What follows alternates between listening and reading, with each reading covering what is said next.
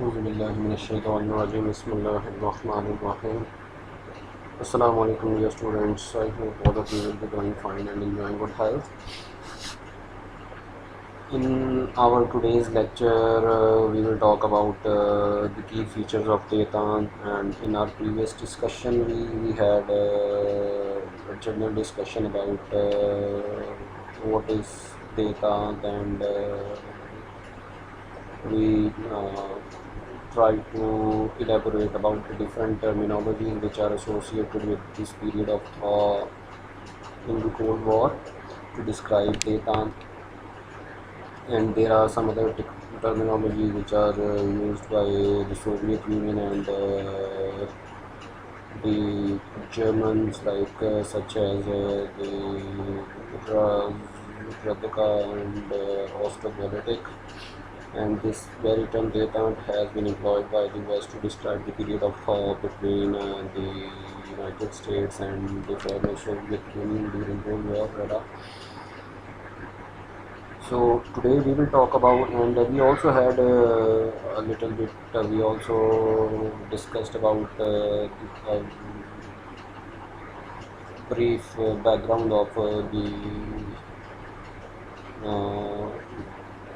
the development of Cold War, the data in the Cold War era. So today we will talk about the key features of data, and we will try to cover the stages of data and the reasons behind or the causes of data. So without wasting further time, we will jump to our today's discussion, and we will try to discuss the key features of data.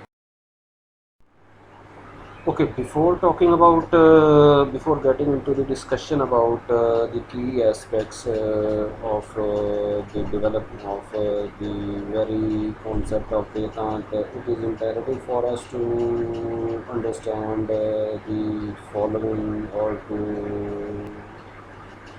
to make the following learning objectives, to design the learning objectives of behind this topic. So by learning objective here, we mean to be able to explain the key features and the impact of the era of data between 1963 and 1979. So that is the period which is usually assigned to the period of thaw, which is also known as the period of data in the Cold War era.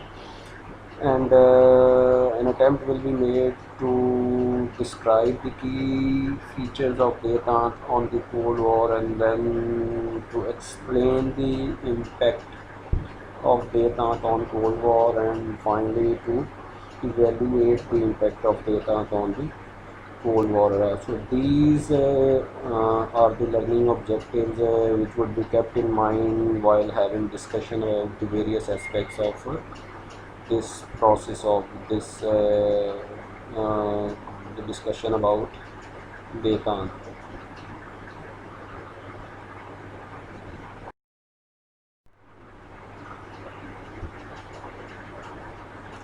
So now we will talk about the key stages of data, like as we mentioned earlier that this period of data lasts for more than a decade, or 1.5 decade actually.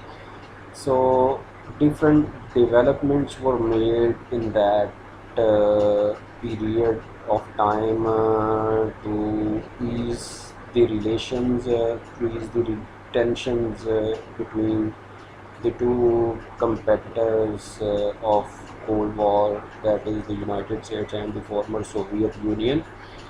So now we will start from the 1960s, that what were the developments that helped to to normalize or ease the tension between the two superpowers in the Cold War era. So we in our previous discussion we have discussed about the development of various events that led to the developments of Cold War in Asia, and then we had discussion about one of the significant events of Cold War, that is the Cuban Missile Crisis, which which ended in 1962, or you can say 1963. So immediately after that, the and this was the Cuban Missile Crisis was one of the we can say the key factors that pushed both the states to seek for easing of tensions between them. And eventually, after the closure of the Cuban Missile Crisis, East-West relations got started to improve, and Detente was on the discussion table, and the uh, discussions have been started about data. So that is the first phase of data, in which the relations between the East and West camp, in which the world was divided in the Cold War era, they started to improve their relations. And this is known as this 5 year period from 1964 to 1969 is categorized as the start of Detente.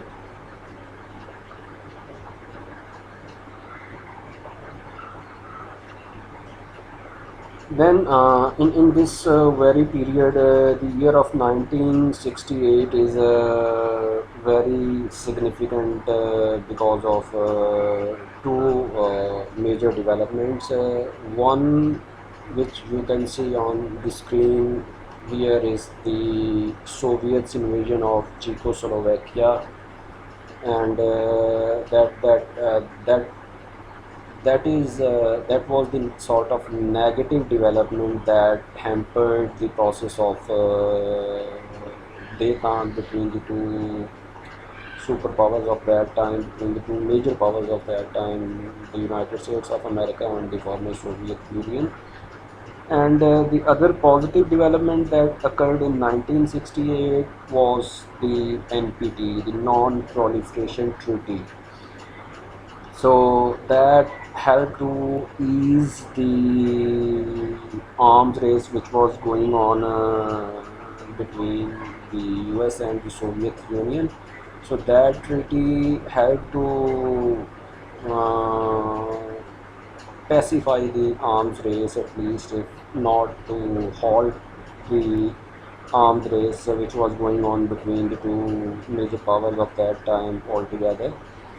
So the 1968, the year of 1968 was quite significant in these two developments in the Cold War era, and in general, and in the phase of Detente in particular.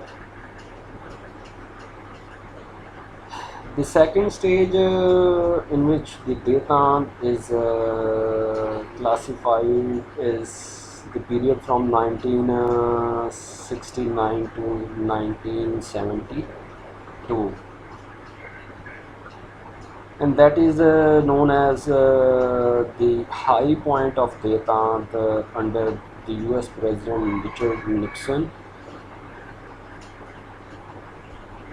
And in 1972, as we all are familiar, that the SALT Treaty was signed between the United States and the Soviet Union. That is a treaty that is known as the Strategic Arms Limitation Treaty, and it eventually slowed down the arms race a bit more. as this process was started with the NPT treaty a few years earlier, and east-west links were being cultivated. So the communications uh, got strengthened because of these various developments. So that is known as the high point of Detan. This phase is known as the high point of Detan. And another significant development which took place in this period is the visit of was the visit of Richard Nixon to China in 1972, that eventually helped to cultivate relations between a communist state, China, and the United States of America. So that was another significant development we will talk about. When we will talk about the causes behind Cold War, we will talk about the Sino-Soviet split, that was one of the factors that pushed the Soviets and the Americans to go for easing of tensions between them, which were there between them. And the last stage of Vedant is categorized from 1973 to 1979. In this phase, Vedant was increasingly threatened by the issue of human rights, especially during the Helsinki Conference in 1975. And the other significant developments that put stop on the process of Detant were the Soviet invasion of Afghanistan and the START Treaty, which was not which took place in 1979 again, and it was not ratified by the U.S. Senate. So these developments put a stop on the developments which were made in the period of Detan to normalize the relations between the Soviets and the United States of America. So these are the various stages in which the period of thought can be divided, and for the explanation of various events that happened during the phase of data. And later we will have a detailed discussion about all these events when we will proceed with our discussion about data, or about the events that took place in Cold War in general.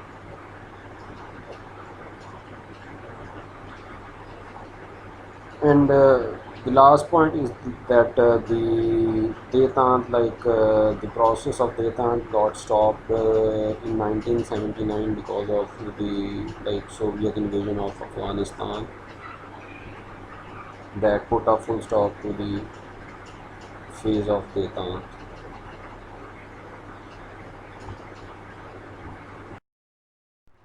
Okay, now we will talk about why were the Soviets and the Americans were interested in Detan, or why they were uh, interested to go for the relaxation of tensions which were there between them. So first we will talk about the US point of view, or the reason why the US was interested to go for Detan. The first main factor was the economic cost which the US had to bear because of his commitment to containment of communism that eventually occurred in the form of US involvement in Vietnam and then the Cuban Missile Crisis. So US had to put billions of dollars and these both these military ventures they were actually the losers, like they couldn't achieve success which they anticipated before getting into these wars. The USA feared like another factor is the fear of we can say the nuclear war. USA feared that mutually assured destruction if there will be if the US and the Soviets were to get into a war that would ensure the mutual destruction of both the camps and ultimately destroy the whole world.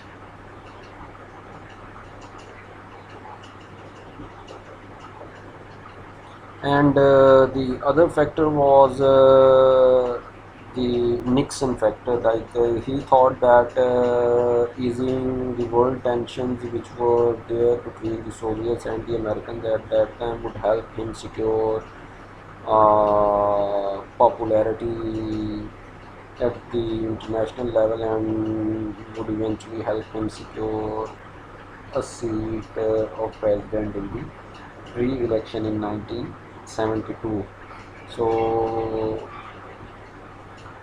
these were the factors that pushed the Americans to go for Vietnam. Now we will talk about the Soviets' point of view in this very regard. The same case was with the United States Union of Soviet Socialist Republics or the Soviet Union.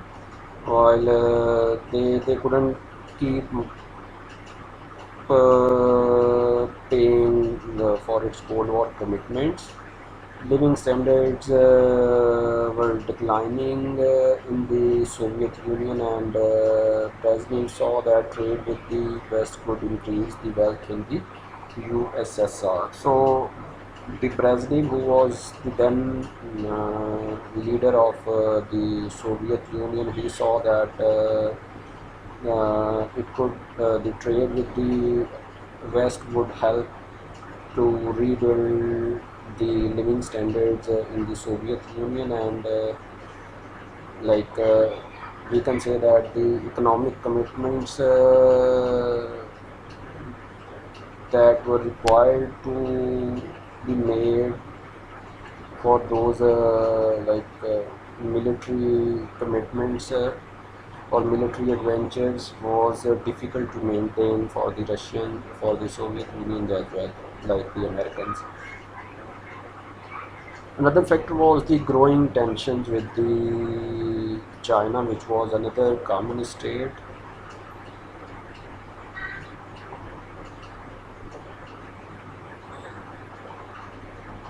And that if that could happen, it would have been quite difficult for the Soviets to face two major enemies, one in the shape of China and other in the shape of the United States of America. So eventually these two factors pushed the Soviets to to seek easing of tensions with the Americans at that time, and they went for the development of thaw in the Cold War.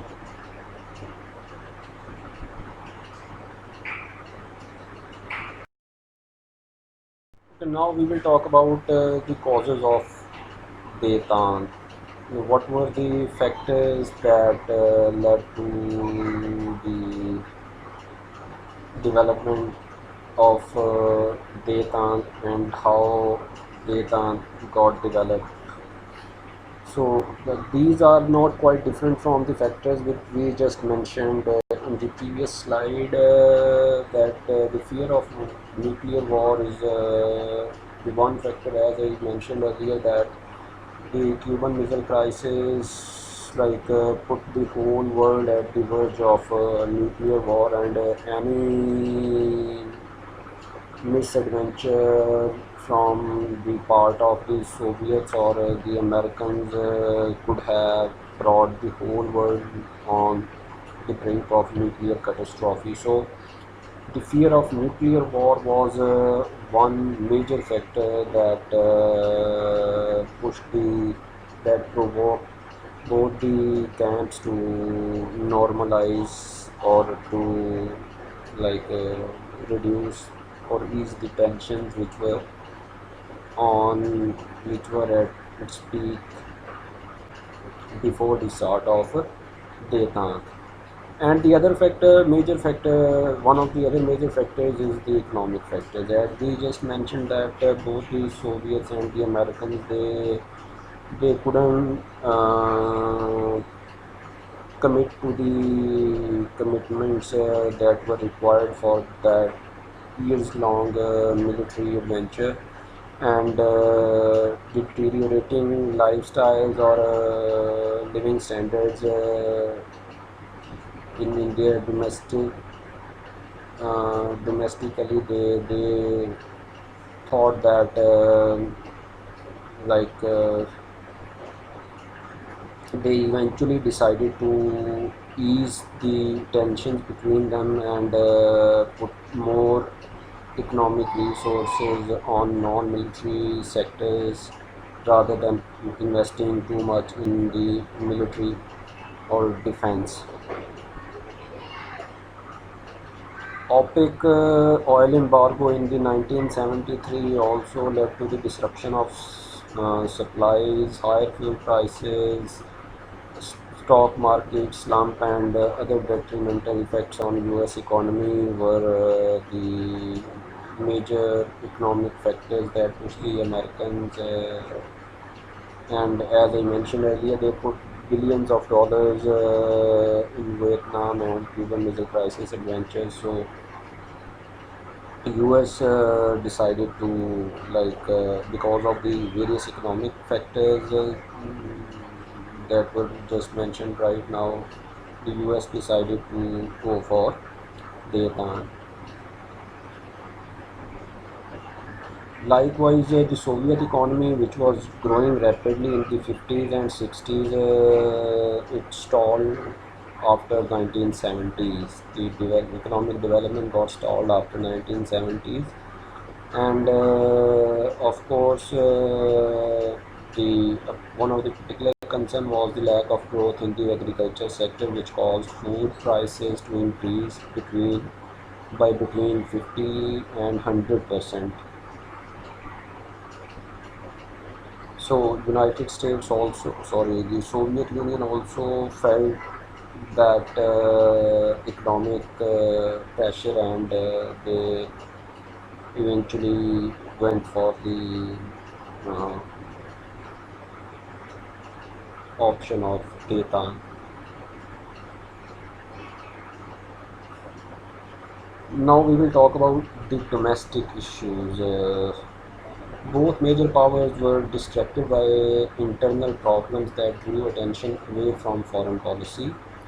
In the US, the domestic opposition to Vietnam War and the military casualties there limited the possibility of strong military action elsewhere in the world. So they learned few lessons from the fiasco of Vietnam War, and they thought perhaps it is a meager possibility of getting into or engaging its military elsewhere in the world, especially far away from their borders. And America in the early 1970s was also distracted by the Watergate scandal, which ended in 1974 with the resignation of the Richard Nixon. While talking about the Soviets, they were also preoccupied with economic problems such as failing crop yields, internal opposition, and problems within the Soviet bloc. Brezhnev dealt with the opposition by winding back some of the liberal reforms implemented by Khrushchev, expanding the powers of the KGB, and tightening press control and censorship. So these were the sort of domestic issues which pushed for the process of detente, which eventually led the two states to normalize their relations to great extent. And the last factor which we can discuss over here is the Sino-Soviet split. Through the 1960s, ideological differences and domestic political events caused the Soviet Union and the People's Republic of China to drift apart. And there were grave fears of nuclear war between the Soviets and the Chinese at that time. And when we talk about the immense population which is there in China right now, some analysts say that believe that it was Chairman Mao who because of this fear of nuclear war between the Soviet and Chinese at that time asked his people to have bigger families so that if there were a nuclear war and there will be high number of casualties in that military venture and military conflict, still there will be few people left of its generation, and Chinese nation would survive on this planet. So people went for having big families because of that threat of nuclear war which was there in the 60s between the Soviets and the Chinese. By 1967, Moscow and Beijing were barely on speaking terms. 2 years later, border clashes between the Russians and Chinese soldiers threatened to plunge the two nuclear powers into a full-scale war.